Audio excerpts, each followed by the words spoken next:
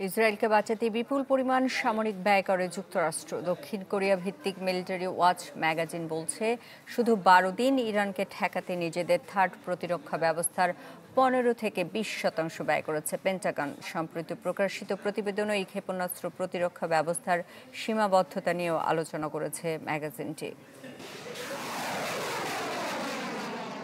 ইরানের হামলা থেকে ইসরায়েলকে বাঁচাতে যেন রণাঙ্গনে বুক পেতে দিয়েছিল যুক্তরাষ্ট্র। নিজ দেশের কংগ্রেসের বিরোধিতা কিংবা সাধারণ নাগরিকদের বিক্ষোভের মুখেও জায়নবাদীদের সহায়তায় বোমা ফেলেছে ইরানে। এজন্য মাশুলও গুনতে হয়েছে ওয়াশিংটনকে। মিলিটারি ওয়াচ ম্যাগাজিন বলছে, ইসরায়েলকে বাঁচাতে নিজেদের ক্ষেপণাস্ত্র বিরোধী ব্যবস্থা থার্ড এরিয়া ডিফেন্স সিস্টেমের ভান্ডারের প্রায় ১৫ থেকে ২০% খরচ করেছে পেন্টাগন। আর এই বিপুল পরিমাণ সামরিক ব্যয় হয় মাত্র ১২ দিনের সংঘর্ষে। দক্ষিণ কোরিয়া ভিত্তিক এই ম্যাগাজিনটির দাবি, এক একটি ক্ষেপণাস্ত্র ধ্বংস করতে থার্ড সিস্টেমের একক উৎক্ষেপণের খরচ প্রায় ১২ থেকে ১৫ মিলিয়ন ডলার।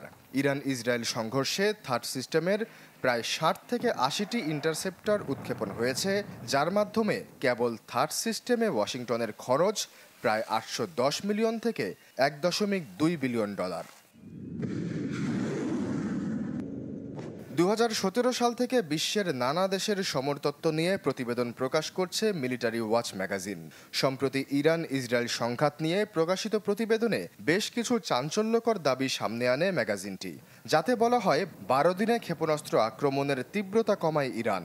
হামলা জোরদার হলে আরও বেড়ে যেত থার্ড সিস্টেমের ব্যয়।